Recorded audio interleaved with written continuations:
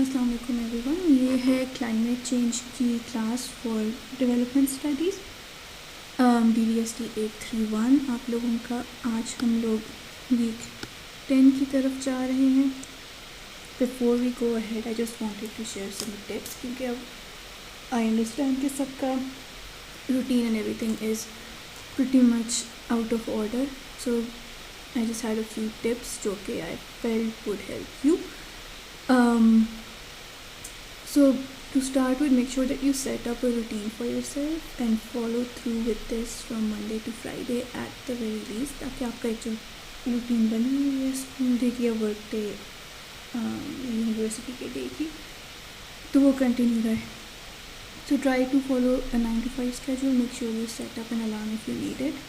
If you think आप खुद ही से उठ जाएंगे सुबह, तो do that as well.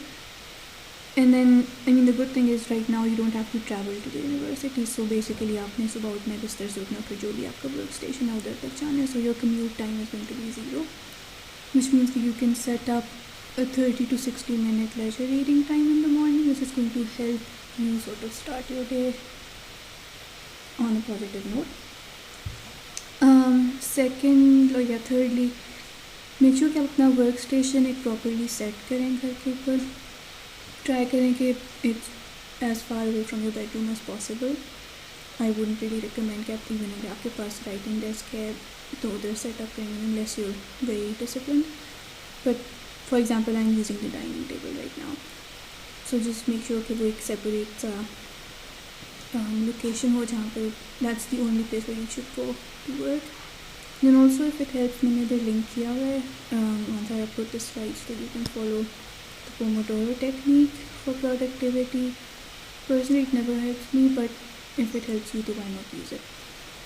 And then obviously make sure that you wash your hands very, very regularly. Make sure you sanitize.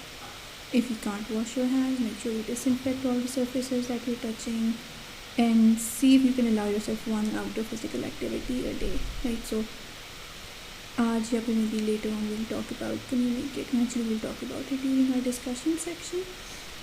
But basically, allow yourself like one outdoor physical activity a day is a good way to sort of get people to understand कि उन्हें क्या क्या actions लेने हैं, right? Instead of me just telling you, oh, stay home, it's much better if I tell you, here's what you can do in a day.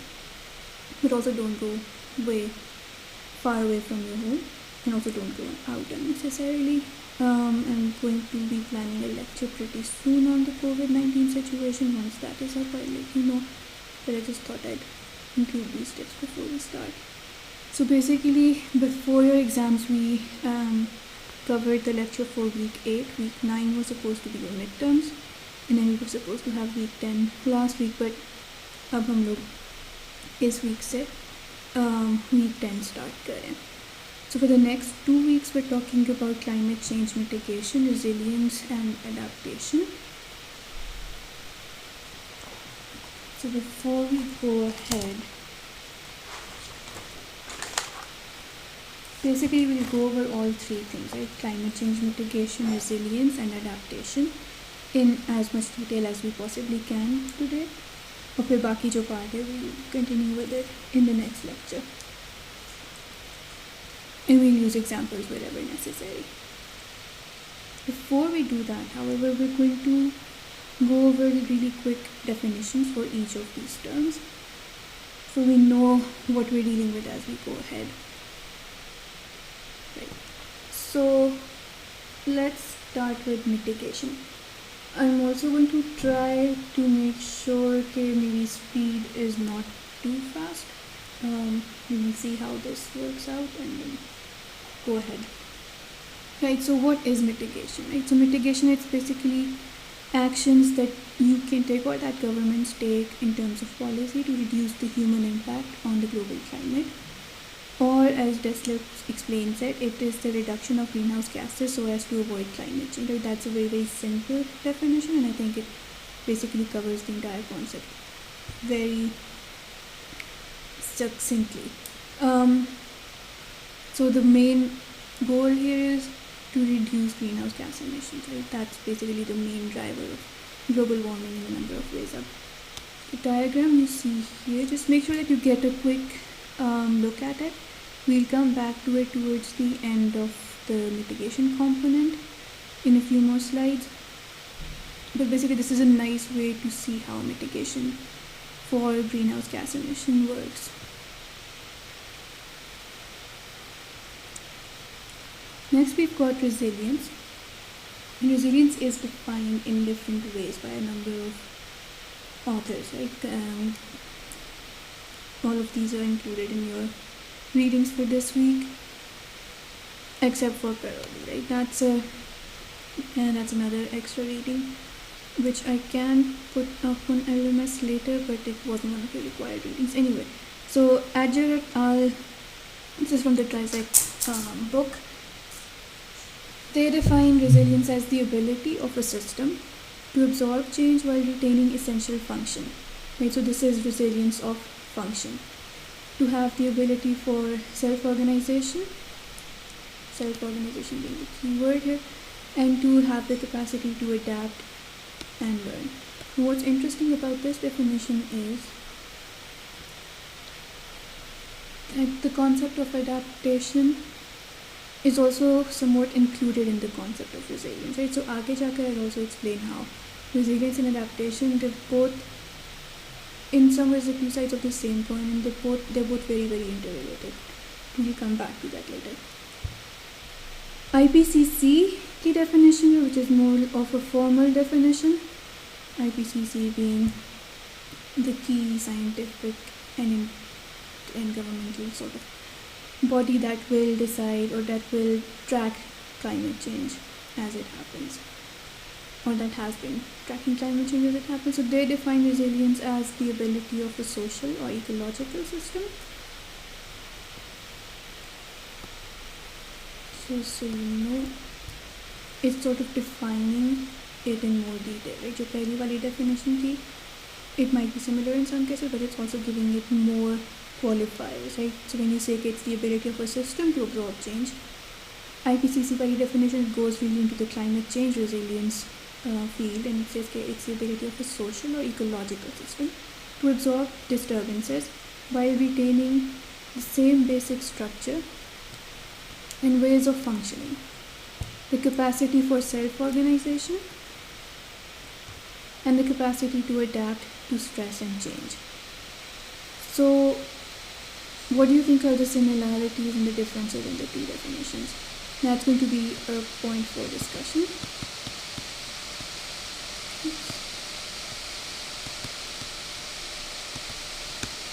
Basically make sure that you are prepared to answer this question when we have our discussion component, right? कि इन दोनों को आप compare कैसे करेंगे, right? So then we have Parodi et al., but they've basically done a little experiment, which is like one main experiment, and it's formed of two studies. It's a very interesting paper. We'll discuss it in our discussion section as well. But they also consider resilience as the ability to acquire new capabilities, perhaps emerging stronger from the struggle. So तीनों definitions की एक जो आप कह लें combine या something that's common to all three. There are many things that are common to all three, but one thing that I think is most common is the struggle, right? So there is some sort of change or struggle, just like something that's not normal that is happening, right? And then in that system or in that context, resilience becomes the ability of the system, which may be social or ecological, to absorb these challenges and to sort of have the capability to start with to absorb these challenges. And the end point is that maybe or maybe not, based on their resilience and the level of resilience, they might emerge stronger from the struggle, or they might just be completely wiped off, which is more of a negative way or like a pessimistic view of way of looking at things. Yeah. So that was like a broad look at what resilience means. Next we've got adaptation.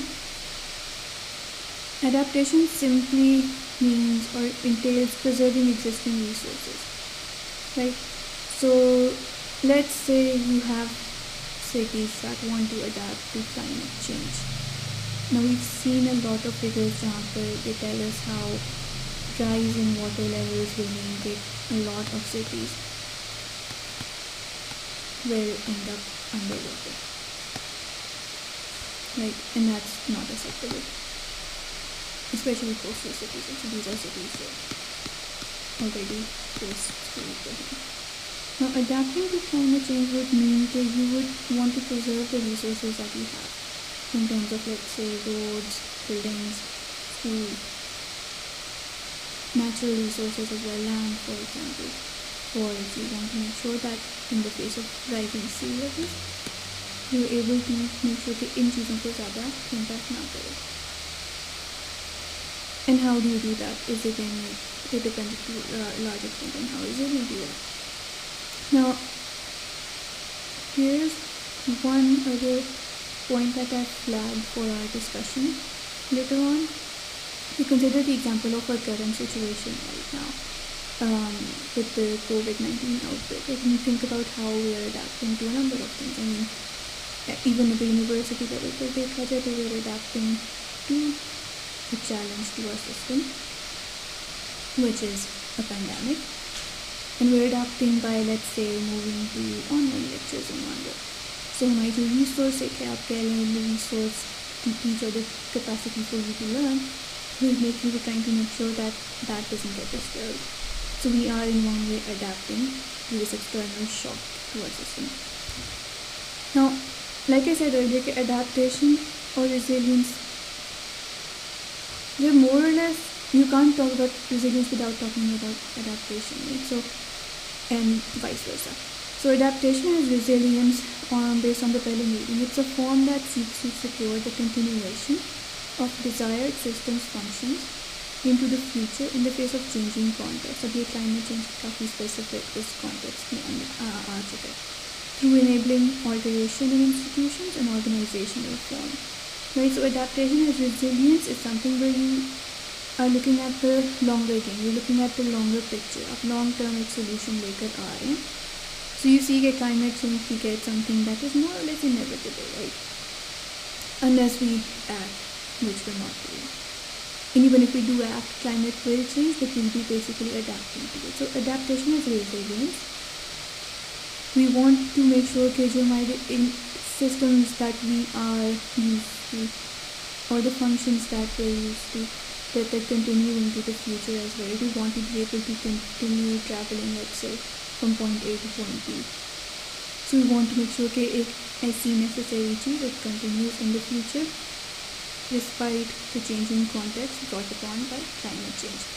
So what would we do? We enable alteration in institutions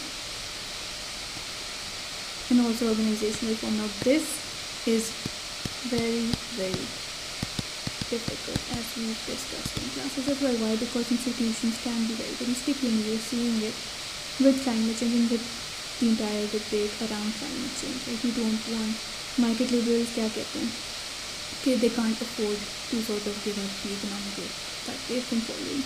They can't afford to, let's say, shut down their factories that are emitting tons and tons and tons of greenhouse gases. So then this is another, hypothetically it's a good thing, but in practice आप कहाँ तक adaptation of resilience use कर सकते हैं, apply कर सकते हैं, that's another question.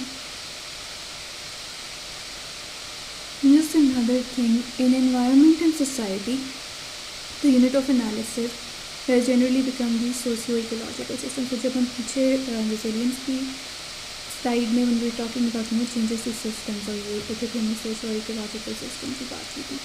So basically we're talking about this system when we talked about resilience and adaptation and even mitigation. And the interactions, basically it's the interaction between human action and the environmental system consequences, right? So let's say that we're burning more fuels, उसका environment के ऊपर क्या impact आ रहा है, और फिर environment पे उसके जो impact आ रहा है उसका हमारे ऊपर क्या impact है. So it is like a constant feedback loop. So that's basically another thing that we have to keep in mind. Okay, basically when we're talking about mitigation, adaptation and resilience, we're talking about it in the specific context of the social ecological system. So we're going to move towards a more detailed discussion of mitigation. So one impact, and we're going to start that off with a discussion on tourism. So one impact of all the technological advances that we've seen in the past centuries, let's say, is a spike in tourism. Think about cheap flights. For example, Ryanair, Countless in India, both are from the airlines and because they offer very, very cheap flights between countries, between cities and whatnot. Up to, I think, Ryanair, you can get, there was a point where you could get tickets for as low as $25 between one of the, well, two of the European countries, right? So, EU countries, for example. So, what is the impact of lower prices for air travel? It means that more people can demand, more people can use it now. People who were previously not able to use air travel because they didn't have the resources, they now all of a sudden are able to use those resources. Now, tourism as a result is an option available to a much larger proportion of the world population than, let's say, it was 60 years ago. Now, how has tourism affected the environment?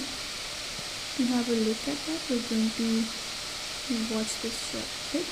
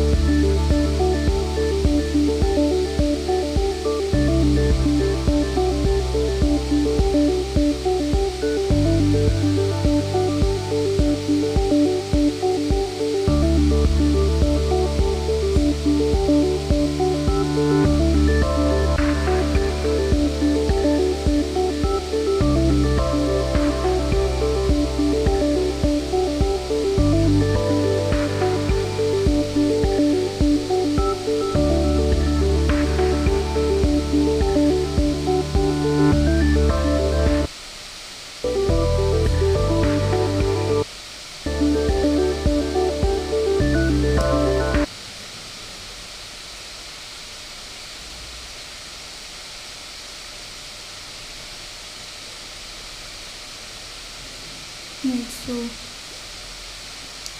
back to the slides.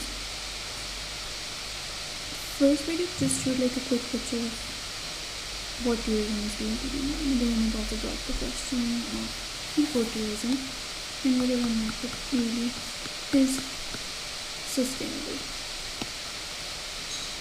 इसको भी आप लोग note कर लें हमारी discussion के लिए.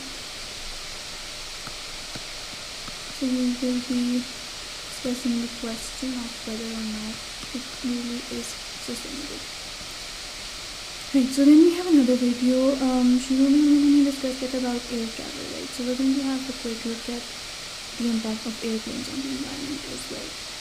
So that's everything. I mean, it's not only related to tourism, it's also related to the idea of globalization. Like map का cargo travel कर रहे from point A to point B, and also like business travel. Another thing is another thing जहाँ पर आपको impact नज़र आता है air travel का on the environment.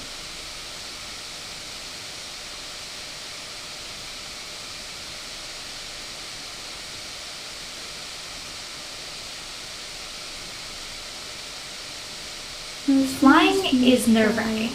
You have to figure out one of those YouTubers, right? So I think this is very detailed, and it gives a very good picture of what the projections are, what can be expected in the future, and whether or not air travel can be made more sustainable.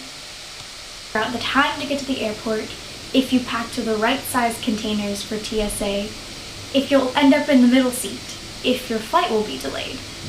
And then you get off the plane and you're just exhausted after potentially 6 hours of doing straight nothing but watching movies. But you know what's really even more nerve-wracking about flying? It's environmental cost. Hi everyone, welcome back and welcome to my channel. My name is Sarah and I talk about environmental sustainability and slow living here on this channel. And today we're going to be talking about the environmental cost that flying has.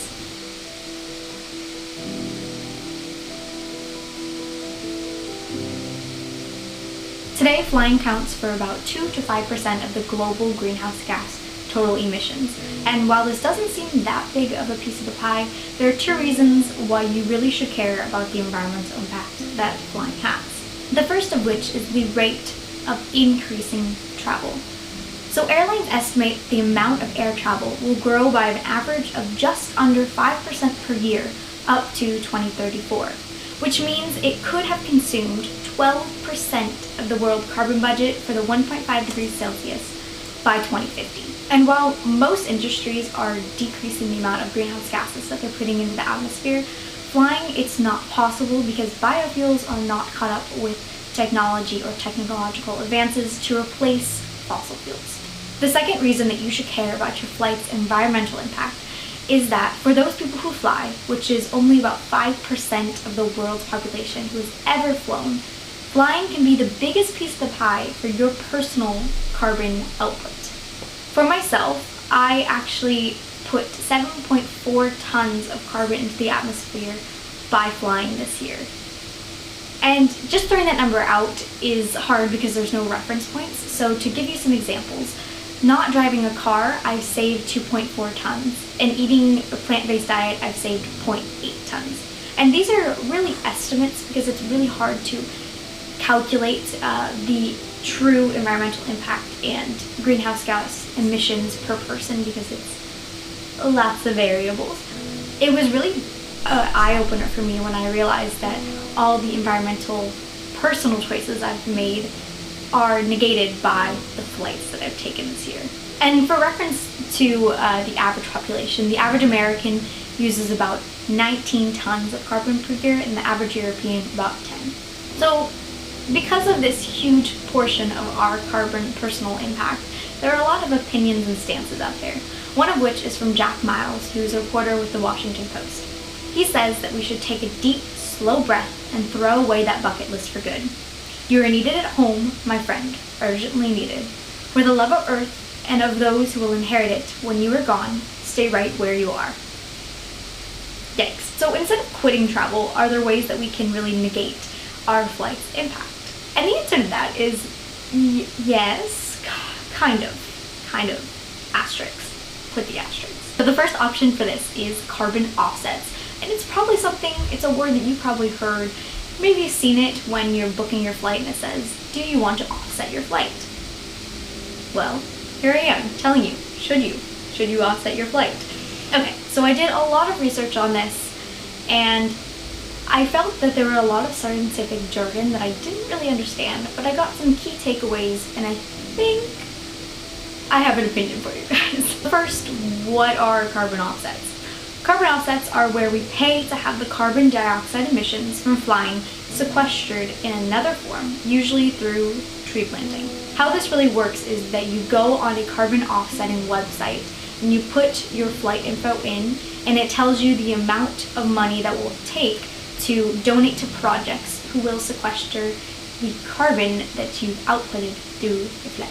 So there are a couple main opinions that I've found out there, and the first is the most extreme, which is by Kevin Anderson, who's a climate scientist, and he says, offsetting is worse than doing nothing. It is without scientific legitimacy, is dangerously misleading, and almost certainly contributes to a net increase in the absolute rate of global emissions growth. So Kevin's opinion is from 2012, which is a little dated to talk about because there's been a lot of advances in the regulations of carbon offsetting. So we kind of have to take his opinion with a little bit of grain of salt. But basically Kevin's main idea is that while you can calculate the physical amount of carbon that is sequestered, it's impossible to know the social implications. So because someone can offset their flight, will they take more flights, which and thus will give more harm down the road? The most common opinion that I found is that groups say that carbon offsetting should be the last resort. One of these groups is called Atmosphere, which is a German carbon offsetting group. Atmosphere says that we should really only offset the things that we can't avoid, like air travel, because there are no viable solutions to flying without fossil fuels. Things that you shouldn't offset, according to them, are driving, because there are versions of driving that don't use fossil fuels, such as electric cars or using public transport. And also, you can't offset a steakhouse because in itself it's counterintuitive to climate change. Their slogan at Atmosphere is to first avoid, then reduce, and only then offset. If you're really thinking about offsetting, which companies should you offset which? I would really like to know. There's a lot of really confusing information on who the best source to offset with is, because a lot of them are private companies who are making a profit off of the offsetting. So my question was, why would I donate to a third party who's going to donate to a grassroots movement in environmental sustainability when I could just donate to the group who's doing the offsetting? I don't really understand. And I think one of the reasons might be that you can get a more impact through the money that they donate, and maybe it's multiplied.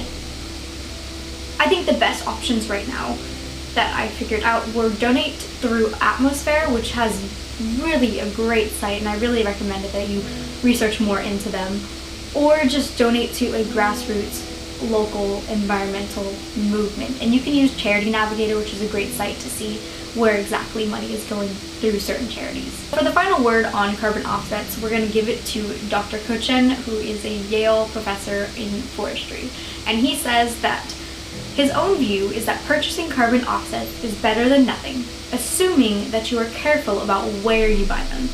Yet when considering ways to reduce your own carbon footprint, you should compare offsetting to the more certain alternative of directly reducing your own emissions. So the second way that you can mitigate the effect of your flight is really to support groups who are doing work in this field where you might not have the most information and they do. A group that comes up is called A Free Ride, which is a UK-based organization. And their mission statement is that as a society, what we value from flying is occasional holidays to explore the world. With this proposal, we can protect those things while focusing efforts to reduce flying on the passenger group that is causing the lion's share of the problem, the frequent flyers. Their basic premise and model is that one flight a year per person should be tax-free, and otherwise there should be an environmental tax added onto flights. for them it makes much more sense to tax the people who are using flying the most frequent flyers. So the third thing that you can do to really decrease the carbon impact of your flight is said best by Roger Tyers, an environmental sociologist from the news source The Conversation. And he says that if citizens remain blissfully unaware of aviation emissions, then airlines and governments are unlikely to do anything about them. And now we get back to talking about travel as a right versus travel as a privilege. No answers on that one yet.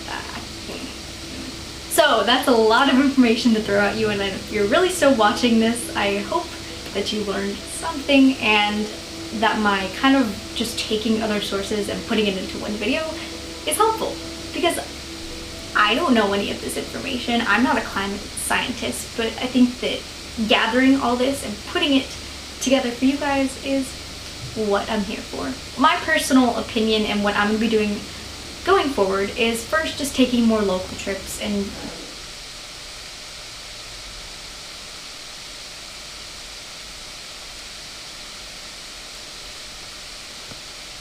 right, so this video can be, I hope you were taking notes because we'll bring this into the discussion as well. But one thing that I do want you to think about is travel being a right versus travel being a privilege. What do you think is air travel specifically? Is it supposed to be a right? Is it a basic human right? Which means that there are pretty policy background that criteria air travel, for example. So then you might be impinging upon a person's right to travel via air. The other is right of privilege, and is it a privilege that's become more democratized as society, or as the globe as well, or the economy factor. So we make sure that we discuss that on Wednesday as well. And also consider the impact of other leisurely activities that are happening for the as a tourist chatting top क्या क्या करते हैं. Think about the steps that you have to take, right, to sort of make your travel itinerary. पहले आपने air travel किया, so you're going on an international tourism spree. So you have to book air tickets. उधर जाके आपने क्या करना, you have to pick a hotel to stay at. So you have to do that. You have to make sure you have food to eat, or you have a bucket list, and you sort of go into all the touristy things. Like this kind of jet ski or jet gear, for example. There might be like a skydiving thing, and tons of other things. The Beacon and Hay reading, they have a very nice table which sort of summarizes the leisurely activities. Like leisurely activities are not necessarily associated with tourism per se, but anything that we do for leisure, right, उसका energy use भी हो रहा है. And they come up with a few tables जहाँ पे वो describe करें कि कितना energy use हो रही है. And they've also mentioned their sources, which is a very good thing to do, by the way. So let's say if you watch TV for 3.8 hours, let's round it up to 4 hours a day, then you're using 1.8 megajoules of energy, which sounds like a lot, right? Then compare it with skiing, which uses 90 megajoules of energy, and the references between them, because that's where the data they have is collected. So if you go skiing in Finland or around Finland, then you're using 890 megajoules of energy per visit. Things like yachting, jet skiing, Tesla, I don't think they have one, but again, golf, for example. Golfing, you're using that energy, but then you're also, in one way or another, contributing to the clearing of forests, right? The forest land clearing, why do you make way for the golf? What do you call it? Golf land, a golf area. Golf resort. So you're also contributing to environmental degradation in that way. I think it's just a really useful thing to have. Just now I've talked about, let's say McDonald's burger in class, so it's useful to know how much energy you're basically consuming, or how much energy has been consumed in the production of one McDonald's burger, for example. So this does like a similar exercise. Right, but then how do we stop all this? अब tourism को like should we just cancel tourism? I mean, tourism is essentially cancelled right now because of the virus, but in general terms, like, should we just cancel tourism to make sure that this stops? Well, the thing is that if we want to prevent tourism's impact on the environment, we can't just cancel tourism itself. It's too far-fetched. Think about the impact on the economy. A lot of countries that depend on tourism for their national income, so you can't just cancel tourism or ban tourism outrightly. And then the other thing you can do specifically for air travel is to make air travel, for example, more efficient. A lot of companies, a lot of industries, they are exploring ways that they can make air travel more efficient. But again, that's something that they're investing in right now. Right? So in real time, इसका impact here we might see it in, let's say, 15 years, in 50 years, or even in more years than that. So that's something that we have to like adopt a wait and see approach for. For tourism, option 2, it will have to be tackled from a variety of angles. Even if we go towards efficiency in air travel, even if it is a form of travel, if we want to create efficient travel, let's just leave it at that. We can provide environmentally efficient means of travel, but then the transport that we do provide, it has to be attractive for tourists, and it also has to be represented as such in the wider discourse. Like, you give them a tourist list, so when you are visiting the place and you're making your bucket list, if let's say there are eco-friendly travel or transport options available, but they haven't been publicized well enough, you won't really want to use them. You go for the things that have more information available on them. So one thing that you have to do is make sure that there is a bit of an information revolution in that way, where people actually know about these things. And then the other thing is the specific transport initiatives. They range from destination-wide transport management to restriction on certain routes, जहाँ पर अक्सर cities may use even like in India, I think in southern when they pedestrianize the area around Desert Bakery, I hope that's still the case. But essentially उन्होंने क्या किया कि उधर अपने गाड़ियाँ वगैरह का आने का बंद कर, not near Desert but in that around that area, if you know what I mean. काफ़ी जगहों पे pedestrianization वाली schemes जो हैं वो start होती हैं, right? And then eventually they do catch on and they do work. And you can also establish cycle paths or networks, and you can offer benefits to tourists if they use a more eco-friendly means of transport. These are all of the policy level things that you can do to sort of encourage people, not just like, tell them directly, so you have to save the environment, but you tell them also, okay, these are the options available to you, and these are very attractive options as well. Right, so then we have strategies for mitigation. Basically 4 main strategies हैं. पहली क्या थी, reducing the need for energy by changing management practices or behaviors. Just walking, for example, instead of using motorized forms of transport, walking or even cycling to work. UK can go cycling to work, can start thinking. A lot of people choose bikes to travel instead of, let's say, using individual cars. In metropolitan cities such as London, people would prefer to use public transport or bikes instead of using cars because of the traffic situation. So इस तरह से आप social level पे you can sort of nudge people to change the behaviors to end up preferring walking or using the bicycle instead of relying on motor vehicles. But then again, if you think about the metro bus system as a whole, you think about its impact. I don't know if studies have been done about it, but I would be interested to learn the metro bus की introduction से लोगों के behavioral level पर क्या changes हैं, right? So have more people switch to the metro bus, or are people still preferring to use the individual car? जो car owners हैं, basically you want to research कि उनकी behavior में change आया या नहीं आया. Second strategy क्या हो जाती है, improving energy efficiency, जो हमने एयरप्लेन के एग्जाम्पल में भी देखी थी. Third क्या आ जाता है, improving the use of renewable energy sources. Again, you have to sort of make these things very attractive for the consumer as well. Like, you have to make sure that your cost है वो consumer के ऊपर ना shift हो, क्योंकि आगे हम जाकर देखेंगे कि एक तो चीज़ों में have to main danger, like the main caveat. Finally कहते हैं sequestering carbon dioxide through carbon sinks या फिर जो कार्बन ऑफसेटिंग इस तरह से कहते हैं, और जो उस वीडियो के अंदर भी the blogger was discussing carbon offsetting. And how she said carbon offsetting is something we should be looking at as a last option, not just as something जो कि अगर मैं फ्लाइट ले रही हूँ तो मैं कंपनी मैंने ऑफसेट भी कर दी, मैं planting 10 trees for my flight, then I'm still contributing to carbon emissions, right? So these are like 4 mitigation strategies.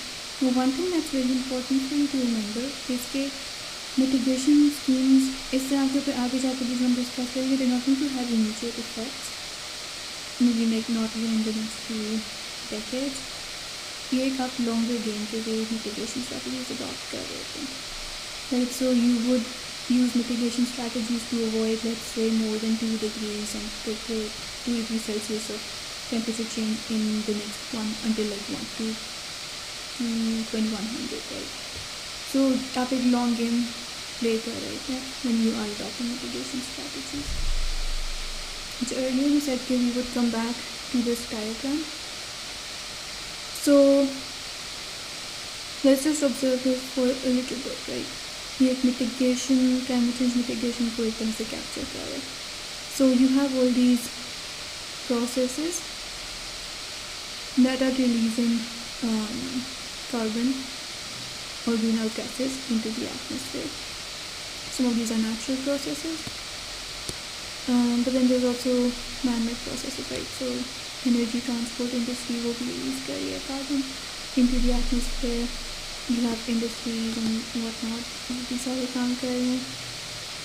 But then what happens with the tree is कि जो carbon इसमें जा रहा है, the tree is going to take up the carbon that's emitted into the atmosphere. That's what they mean by carbon offsetting. Like अगर let's say you're taking one flight up, अगर इसमें से let's say half a ton of carbon release कर रहे हैं atmosphere में, but then if you're planting an X number of trees, तो आप उस carbon को in a sense capture भी कर रहे हैं. So that's basically what the picture of mitigation entails.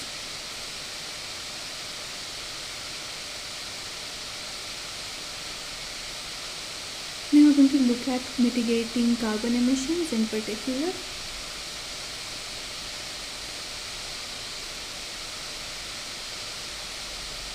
Right. Two types of regulations exist. Okay, so broadly हम देखेंगे अगर हमें mitigation करनी है carbon emissions की, तो first हमारे पास आ जाएगी command and control. Command and control में क्या है, basically आप एक guideline दे देते हैं every for a particular economic sector, and then every member of that economic sector has to follow that guideline. With एक वो standard आपने set कर दिया, and everybody has to rise up to that standard or just hold that standard. So in a sense it's easy to understand for everybody, right? हमें बस guideline दे दी कि आपने let's say 2 tons of carbon से ज़्यादा carbon dioxide से ज़्यादा नहीं emit करना in let's say 2 weeks. Everybody understands that, ठीक है, that's fine. But then इसके साथ problem भी exist करती है. And the first thing is that the technologies that command and control measures specified may not actually turn out to be the best ones, right? So अगर आप एक चीज़ specify कर दी कि आपने let's say जिस तरह ब्रेक किल्स वाले issue में हमने देखा था कि दे इशू दिस mechanism जिससे कार्बन जिससे स्मोक इमिशन कम हो, एक कोई zigzag method or filtration method for these break kilns. Now one problem, this was a command and control measure because everybody in that break making industry they had to follow it. Technology ठीक है, अगर specify की हुई है, you don't know if it's the best one that's available, like is it the best technology? I'm sure there are alternatives जो कि आगे जाकर find out भी हो जाएंगे. Then what are you going to make the industry sort of adapt to that new one again? या क्या होगा? Secondly क्या है कि the regulations they force all emitters to meet the same emission standards, ignoring the fact that some emitters can reduce emissions more cheaply than others. तो इसमें थोड़ा सा unequal impact इस तरह से आ जाता है कि let's say some break owners might be more capable of sort of adapting to this new technology as opposed to others. So impact is kind of unequal, and that's also why you have people who go on strikes and they say that we're not going to switch to it, right? And then the third thing is that conventional regulations, they provide no incentive for the development of new technologies क्यों? क्योंकि आपकी technology जो specify कर दी हर एक ने वही adopt करनी है, एंड देन जब हर एक ने वो अडॉप्ट की तो फिर doesn't really encourage people to look out for novel things, like look out for newer technologies जो कि उसी टारगेट को अचीव कर सकें, उस टारगेट से बेहतर टारगेट को भी अचीव कर सकें. जिसमें हमने कहा था कि मैंने फॉर एग्जाम्पल कहा था कि 2 टन आपने कार्बन डाइऑक्साइड यूज़ करना है in 2 weeks, but then that becomes the standard. तो फिर उसके बाद अगर if somebody was in a position to look at technology जो कि let's say 3 tons से reduce कर सकती थी, they wouldn't really be incentivized to do so. So command and control, while it is easy to understand, it does have big problems. The other thing is to go with market-based regulations. These include mainly carbon tax and the cap and trade system. Carbon tax क्या है कि emitters, they have the freedom to emit as many tons of greenhouse gas to the atmosphere as they want. कोई वो limitation नहीं आपने कभी कि आपने 2 टन करना है या 3 टन करना है, as long as they pay a specified fee to the government for each ton used to the atmosphere, right? So let's say मैं कहती हूँ ठीक है जिसने जितने emit करने हैं you go ahead and you do it, but आपको हर टन के लिए मुझे let's say 100,000 देने पड़ेंगे in taxes, right? That's a big tax. The carbon tax, it would start out relatively small, and in over several decades, क्योंकि हमने कहा था कि mitigation is something that works in the longer run, right? आप long game play कर रहे हो. So over several decades, the tax level would eventually increase until emissions reach a target level. So आप carbon tax impose कर रहे हैं तो you only have an objective in mind कि आपने एक certain level के ऊपर emissions को लेकर आना है, कम करके मतलब उस level पर लाना है. But you're not really telling people कि आप इससे ज़्यादा ना आए. You're just telling them that you go and emit however much you want to, but you will have to pay taxes for it. Now the caveat for this one is the costs of reducing emissions will be passed on to consumers, like I said earlier. Again, if a producer is paying higher taxes, then they will look for ways that they don't have to bear the cost of those taxes. And the only way to do that, or the easy way to do that, is to transmit the cost to the consumers. Another problem, or just like a thing that you have to consider, right? So let's imagine for a second that I give you 1,000 rupees. I tell you that 1,000 rupees, you go to the store and you buy as many 1.5 liter bottles of Coca-Cola as possible. Now there are some problems with it. Can you think of some problems?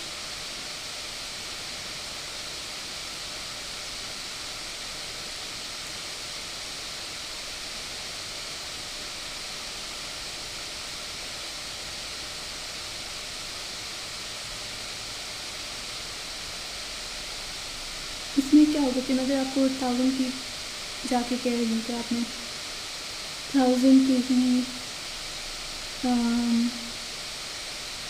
bottles of Coca-Cola लेनी है, right? So in a way I'm giving you the resources, but I'm not telling you the number. I'm not telling you कि कितने आपने लेकर आना है.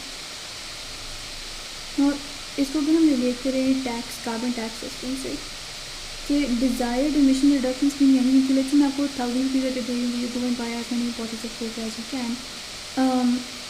एक shop से आप जाएंगे and you will get I don't know let's say कि उस शॉप में आपको 100 रुपीज़ की एक बॉटल मिलती है, so you will gate 10 bottles. The other shop is probably selling it for 150, so you get fewer bottles, right? So the problem is that a tax rate which is set by the government, it will not achieve the desired emissions reductions, because emission reductions will take several decades first of all to reach the desired level. The tax, it can then be adjusted over time so that the desired emissions levels they are eventually reached, right? So अगर शुरू में let's say 400 rupees का tax लगता है तो it's not really going to be useful across the whole time period. आगे जाकर मुझे let's say 400 से उसको 700 पर लेकर जाना पड़ेगा 1,000 rupees and so on until I reach the level which I've figured out scientifically कि ये level हो तो फिर ठीक है हम लोग 2 डिग्री सेल्सियस से ऊपर नहीं जाएंगे in terms of global warming. So this is the explanation that we have in one of the readings, जो कि Dessler 2015 वाली है, and it explains things really well, right? So basically you're starting off with 2 plants, 2 industry, 2 factories, right? So एक आपके पास आ गया plant A, you've got plant B. Now the marginal cost जो इधर लिखी है, first we're going to just look at plant A. Okay, marginal cost क्या है? The cost for reducing one more unit ton of carbon dioxide emissions. Right, I'm going to repeat that. The marginal cost in this column over here is basically the cost of reducing each additional ton of carbon emission. So let's say कि जब आप 0 से reduce कर रहे थे emissions अपनी, so let's say कि plant A जो है, ठीक है, वो total emit कर रहा है 10 tons of carbon dioxide into the atmosphere. अगर वो 0 टन रिड्यूस करेगा तो उसकी कोई कॉस्ट नहीं होगी, ठीक है, यानी कि वो 10 टन ही रिड्यूस करे. तो देन मैंने टैक्स लगा दिया कि $4 कार्बन टैक्स मैंने लगा दिया दोनों इंडस्ट्री, दोनों प्लांट्स पे, कि हर टन जो आप इमिट करेंगे उसका आपको $4 टैक्स देना पड़ेगा. तो लेट्स से अगर शुरू में प्लांट ए जो है वो 10 टन रिलीज़ कर रहा था, तो इसका मतलब है कि 4 मल्टीप्लाइड बाई 10 उनको $40 देने पड़ रहे थे इन taxes, which was extra cost for them. उन्होंने कहा नहीं ये तो सही नहीं. सो लेट्स से कि उन्होंने कहा कि चलो हम 1 टन से रिड्यूस करते हैं अपनी इमिशंस को, विच मीन्स कि हम 9 instead of 10 tons we are now going to emit 9 tons, which means कि 9 multiplied by 4 is 36. उनको $36 फिर भी टैक्सेस में देने पड़ते हैं, राइट. सो और कॉस्ट उनकी क्या हुई कि उन्होंने किस तरह से टेक्नोलॉजी वगैरह या जिस तरह से उन्होंने अपने प्रोसेस को चेंज करके जब उन्होंने $36 दे दिए टैक्सेस में, उनको जो अपनी कॉस्ट पड़ी, लेट्स से कि उनको जो प्रॉफिट रिडक्शन है वो $1, राइट, ठीक है. अब एंड देन ऑल्सो जब उन्होंने 2 टन से एमिशन रिड्यूस की तो उनकी कॉस्ट है वो $2 होगी, यानी कि 2 marginal cost was 2, total would be 3. ठीक है, मार्जिनल कॉस्ट क्या है कि from reducing 1 ton to reducing 2 ton, तो फॉर रिड्यूसिंग 2 टन उनकी कॉस्ट है वो 2 + 1 हो गई. इन दोनों का डिफरेंस जो है वो 2 हो गया. Then the total cost is $3, right. अब वो क्यों अपनी इमिशन रिड्यूस करेंगे? क्योंकि जब वो इमिशन रिड्यूस करेंगे तो उसका उनको फ़ायदा ये होगा कि उन्हें टैक्सेस कम देने होंगे for each unit ton of carbon that they emit. उसमें आगे जाते जाते दे सॉर्ट ऑफ की reducing their emissions until they reach an equilibrium, एक इस तरह का लेवल जहाँ पर emissions reduce करने की cost would become greater than the taxes that they would have to pay. और वो जब लेवल रीच कर जाएंगे then they wouldn't have to do it. And the same goes for plant B. Plant B का आप सिर्फ ये देखें, डिफरेंस ये है कि उसकी marginal cost है वो ज़्यादा है, which means कि अगर plant A जो है अपना equilibrium level, let's say अगर hypothetically हम कह लें कि 6 टन इमिट करने के ऊपर वो अपना इक्विलिब्रियम लेवल आ रहा है, this might just come earlier for these guys, may वो 2 टन वाले लेवल पर आ जाए. So again the amount of carbon emission that is reduce, it's going to depend कि उनकी मार्जिनल कॉस्ट क्या है रिडक्शन की for each ton of carbon. For more detail on this one, make sure that you read the Tesla reading, or I'll go over it again during our class discussion. I'm just putting this start so you remember. Now the other market-based solution that we have is a cap and trade system. इसमें क्या होता है कि the government issues a fixed number of permits each year, with each permit allowing the holder to emit a fixed amount of greenhouse gas to the atmosphere. इसमें basically क्या करना है कि आपने लेट्स से 1 साल में government decide to issue only 300 permits for carbon emissions. So each permit allows for let's say 1 ton of emission, right? एक तरह से आप कहने के लाइसेंस है ये कि मैं आप सबको एक एक दे देती मैं कहती हूँ लेट्स हमारी क्लास के अंदर 8 स्टूडेंट्स हैं, right? So I have 300 permits and I से कि 300 परमिट्स हैं. 8 permit means that you can emit 1 ton of carbon into the atmosphere. It means that again, if let's say if one of you gets 150 permits, right, because you're able to, because you have the capability to, फिर आपने उसमें से use अगर let's say सिर्फ 100 करने हैं तो 50 आपके पास ऐसे होते जो आप ट्रेड कर सकते हैं. अगर you can sell them, you can essentially sell them at a profit, right?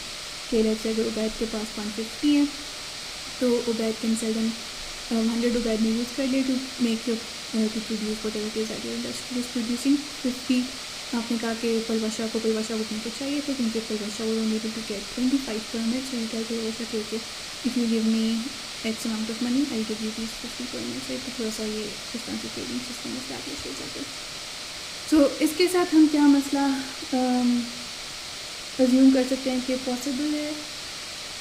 So let's say कि आपको मैं देती हूँ, लेट्स से जैसा पहले एग्जाम्पल में मैंने आपको कहा था कि I give you money and I tell you कि आप लेकर आएँ. इसमें मैं आपको कहती हूँ कि आप चाहें और आप जाके 100 बॉटल्स लेकर आएँ कोका कोला की, right?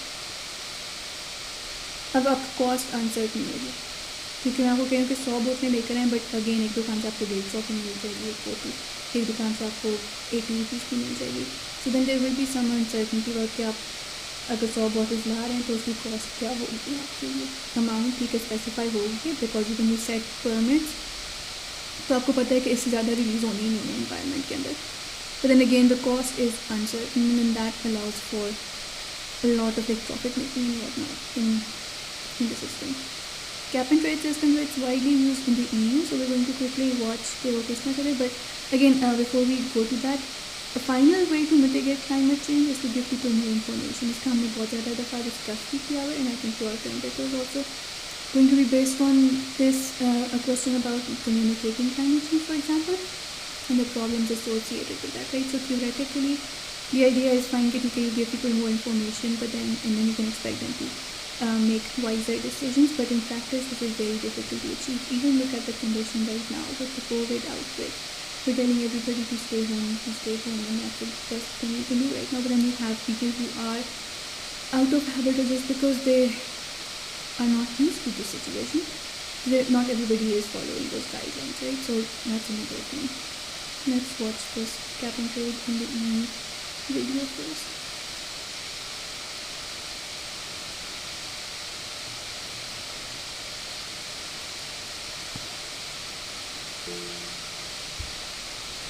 The Earth's climate is changing, and each one of us plays a role in the products we buy, in the electricity we use, and in the energy that powers our businesses. Manufacturing, agriculture, transport, waste, power generation, and other sectors release carbon dioxide and other gases into the atmosphere, where they trap heat from the sun.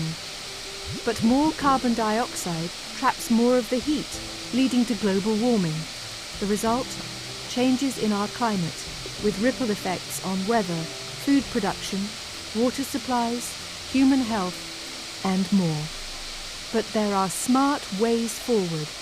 These include emissions trading, which is the cornerstone of the European Union's strategy to tackle climate change head-on. For more than a decade, the EU has worked to cut its greenhouse gas emissions with the help of the world's first, largest, and longest-running international system for trading emissions allowances. And the system keeps growing stronger. In a nutshell, the EU's emissions trading system, or ETS, creates a financial incentive for the biggest emitters to cut back. How? Well, since 2005, the ETS has set a cap on the total amount of greenhouse gases companies can emit each year and requires monitoring of these emissions. A fixed number of allowances, which are the currency of the carbon market, are issued, and each year companies hold enough allowances to cover their emissions or face significant fines. Don't have enough? Cut your emissions. or buy extra allowances from another emitter. Have extra allowances? Keep them for next year, or sell them. This flexibility ensures that emissions are cut where it costs the least to do so. Over time, the cap is reduced. Fewer allowances are issued, techniques to cut emissions are developed, and total emissions drop. Companies have a financial incentive to cut their emissions, or pay others to do so. Today, this cap and trade system covers around half the EU's emissions and more than 3/4 of the international carbon market. Interest is growing among business and government leaders around the world. The EU's ETS proves that putting a price on carbon is possible and makes economic sense. This flexible, cost-effective and business-friendly approach is helping the EU move faster toward a low-carbon, greener future. Visit our website to find out more about how emissions trading works to secure our future.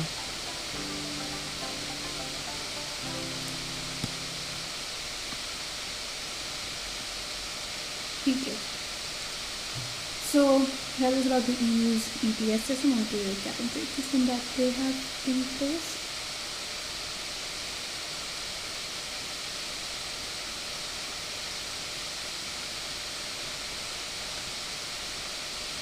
The interesting thing was over years when the draft will be shows the number of permits that they issue, or the cap basically is going to reduce, right? So the amount of carbon that's allowed, it's going to reduce significantly, at least hypothetically. So I suppose that you're playing the long game, like I said, with mitigation. You want to reduce it to the desired level as opposed to the currently high levels. Now, how do you give these permits away, right? So you also have to consider that. If you auction these permits, that the highest bidder gets the highest number of permits in a way. And then the other thing is to give these permits out for free, but then because there's a cost attached to these permits when the trade happens, so then you give them for free. You'll be giving them for free based on, let's say, fairness, the principle of fairness. You want to make sure to help it fairly distributed. And then also based on political connections. Let's not forget the lobby groups or partners in the wine industry has better political connections than the other one, so they might get more permits compared with the other one. So towards the unfairness view, but then it's not a surprise to emitters or industries. They prefer this free system because then they're able to, in the beginning they don't have to spend money to get these permits, and then they can also exchange or trade these permits for money with the means of going to this perfectly run project. Then we come to resilience and adaptation. Like I said earlier, ये दोनों are more like very similar in terms of these are two frames that are used in a lot of ways interchangeably, and because they also inform one another to a very large extent, like we also saw in the definitions that we discussed earlier. So on the one hand, the scientific evidence on the scale of the impacts of climate change beyond 2 degrees during this century, it suggests that we need to consider radical transformation, and that is the thing that a lot of climate change activists are pushing for. So we need to radically change the way we consume things, the way we emit greenhouse gases into the atmosphere. But at the same time, resilience is something that's resilience in relation to climate change and climate change policy. It's not really something that's used to promote radical change. A radical change requires a transformation, not plan to radical transformation. We've discussed this in class as well. The radical transformations, they require a window of opportunity, which I think we are right now. We are occupying a window of opportunity with this pandemic. But again, that's more like a health thing. People are comparing it to climate change a lot as well, and we'll discuss that soon. But again, resilience is something that's not really used to promote radical change. It's more like it's more in the incremental sense, or incremental sense artificial adaptation के साथ आपको blend करते हैं. 3 main components in resilience के. It includes the capacity to buffer against change, right? So it sort of gives into the fact that climate is changing, but then how are you going to how what capacity do you have to sort of make sure that you are resilient to that change? and that you're resilient to it in the positive sense, not in the negative sense. And then also secondly is the component of the ability to self-organize, right? And that's basically the climate change movement is a prime example of that ability. And thirdly, the ability to build capacity to learn and adapt. Again, अपने adapt वाला point आ जाता है. And then also learning, right? So it's talking about social learning. So socially we need to sort of create more awareness. We need to make sure that people understand कि let's say we're using plastic bags, so इसका environmental impact क्या होगा. Because we need to be able to change how people view the climate culturally, how norms are built into society in relation to the environment, and that requires a lot of learning across the board. So 3 basic capacities are in capacity components are there.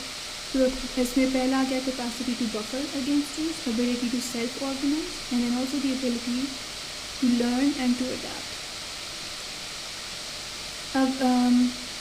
In one of the readings they give a very useful overview of the policies or the resilient policies for climate change resilience that are available to us. So we'll just quickly go over that, but make sure that you do it in your own time as well.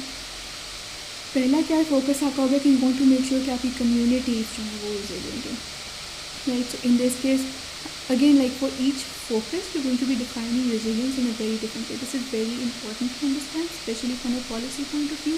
कि आपकी जो problem है वो define होगी according to how you're going to target it, right? If you're looking at resilient communities, so resilience is the ability to withstand the impact of shocks and crises, and it's determined by people's assets and their ability to access services provided by external infrastructure and institutions. So you have community level people are sort of targeting the policy towards that. Policy prescription, again, फिर क्या है कि the Building Disaster Resilient Communities Project, it supports local partner organizations because we want to make sure that communities को अंदर ही capacity वो develop हों जो हमने 3 components discuss किए थे उनकी, to strengthen their abilities to manage and recover from crises and to prepare for and reduce the risk of them, not just to recover from crisis but also to make sure that these things don't happen again. Second, आपका अगर focus आ रहा है in terms of policy to make people resilient to climate change, इसके लिए you're defining resilience as the ability of a joint social and ecological system. हमने शुरू में कहा था कि in this framework we're looking at the interaction between society and the environment and the feedback loop that's created to withstand shocks coupled with the capacity to learn from them and evolve in response to changing conditions. Now the key thing over here is that you're not just like setting these people up to withstand shocks and to stay safe in light of those shocks, but also to evolve their processes or whatever it is that they're doing in response to changing things. क्योंकि इतना सा inevitability है, like the climate is going to change, but how are we going to evolve as people to sort of become more resilient to it? In this case, building resilience, it involves creating more strength, more flexibility, and also adaptability. Next, after resilient nation, you're talking about building a resilient nation. इसके अंदर resilience would be the opposite of vulnerability, and it's a character of critical infrastructure, enterprise, and communities. This sort of embodies the first two in a number of ways, right? So vulnerability क्या है कि you're not prepared to face climate change, right? So let's say कि we don't have embankments in a coastal city, for example. That means that we are vulnerable to climate change. But resilience would be when we have embankments on those coastal cities so that we are prepared for climate change and we are prepared for rising sea levels. क्योंकि हमने वो infrastructure in place रख दिया. ठीक है, and then we have 2 more. Climate resilience के अंदर resilience is defined as, or resilience policy, it is defined as something that aims to integrate climate risk and resilience into core development planning while complementing other ongoing activities. Because the main debate around climate change is that we don't want to halt development of countries or of states. So उसके climate resilience related policy जो है वो क्या करेगी? It's going to make sure that development planning वगैरह से continues, but that it integrates very specifically climate risk and resilience into development plans. Basically mainstreaming एक तरह से climate की हो रही है बीच में in the planning stage. And then finally, I think my first resilient cities, right? So it's focused on the potential exposure to hazards for a city. And adaptation is done by a social organization and learning. जो हमने वो second or third components discuss किए थे resilience के. This is one thing that basically focuses on that. Right? You want to make sure that socially इस तरह से organized enough हैं कि you have systems in place, organizational systems in place जो कि climate threats को deal कर सकें. Then also people should be able to learn on city level पर आपकी learning इस तरह से होनी चाहिए कि what to do, right? What to do if so such and such happens. Like what is it that we can do at an individual level?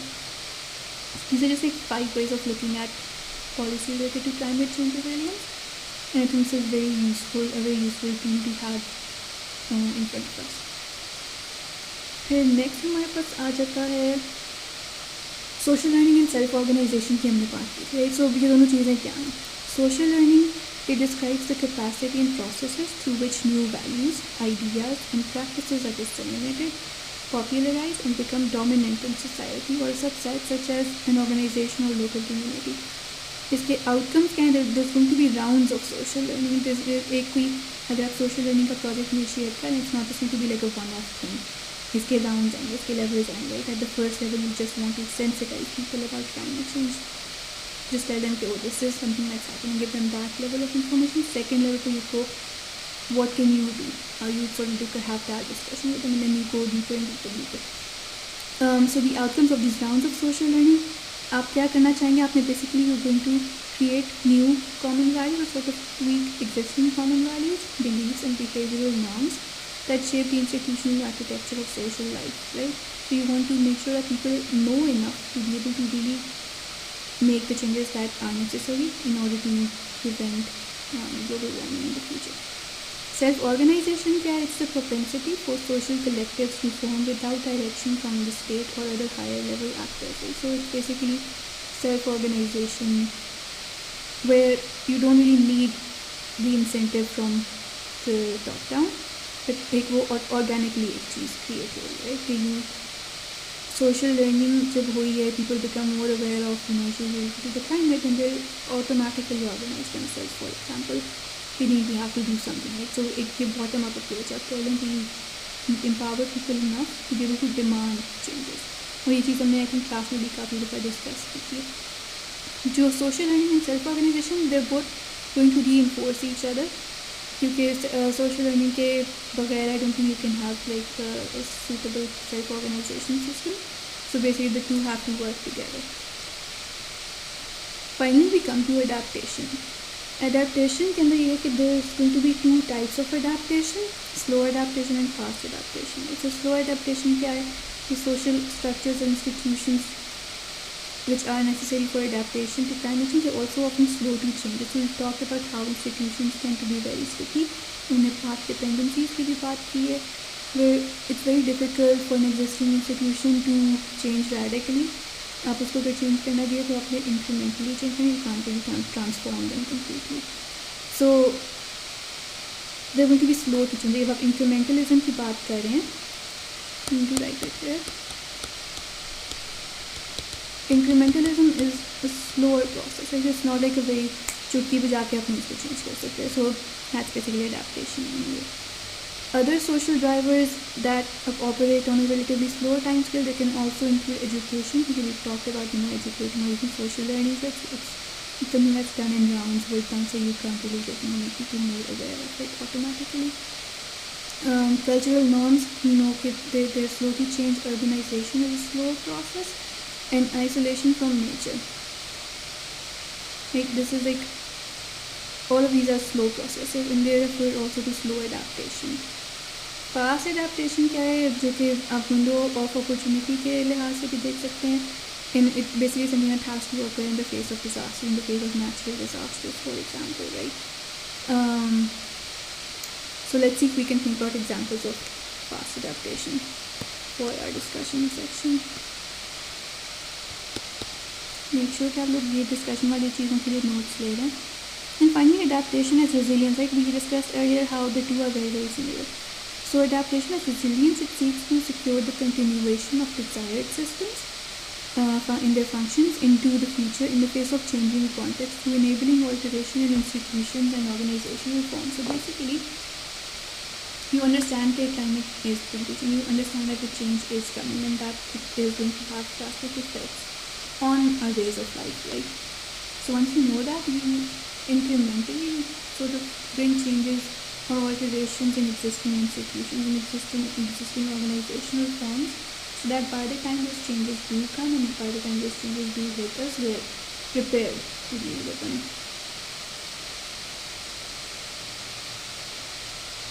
And then we have this interesting diagram from one of those readings.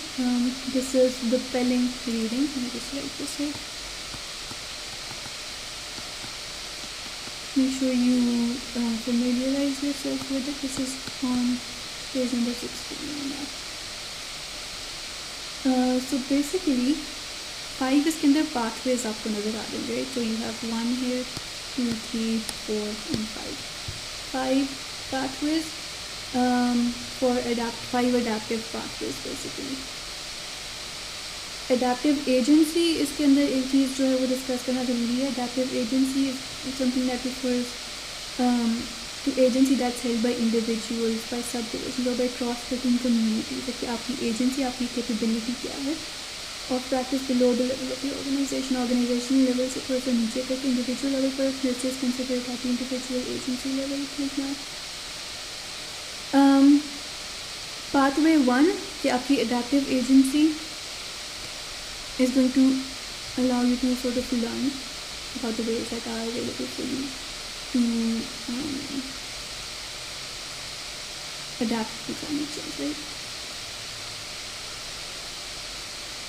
Reflexivity, such agency is made reflexive through learning. Again, learning, which is itself an adaptive act. Reflexivity क्या है? It implies strategic decision making, right? कि आपने कोई situation देखी, then you strategize your reaction to it. And it can be industry level to कोई individual who is occupying a certain position, or even in a socially organized advocacy coalition, एक organization के अंदर, if you're looking at the sub-organizational level. फिर pathway number 2 को अगर हम देखें, this is between adaptive agency and institutional architecture. Learning through critical reasoning or adaptive ingenuity, it can lead to lobbying for change in the institutional architecture of the organization, right? So of the adaptive agency, depending on how strong it is going to have an impact hopefully on the institutional architecture and how the institution basically works in light of climate change or in towards mitigating even climate change. फिर हम 3 की तरफ आ जाते हैं, pathway number 3. जब आपका pathway number 2 आ जाए, for example, that you have the capacity, you have the agency to lobby for change in institutional architecture. This can also force reconsideration of aims and behavior informing the selection and use of resources that form adaptive capacity, right? So basically क्या है adaptive capacity में होगा कि आप कौन कौन से resources आपके पास available हैं to sort of adapt to the threat of climate change or to adapt to external things that are changing over time, right? और फिर feedback from capacity and institutional architecture then potentially they reshape adaptive agency, right? जब ये दोनों चीज़ें change हो जाएंगी based on the agency of an individual within the organization, so they are in turn going to impact adaptive agency itself, right? आपके पास अगर extra resources available हैं, so then you have better agency as well.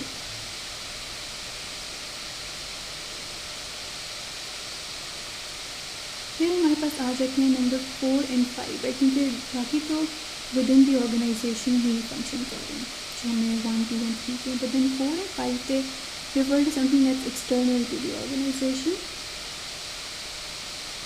These include efforts to number 4 and 5, right? So these include efforts to shape the relationship between the organization and operating environment made either by the agent 4 or organization 5, right? So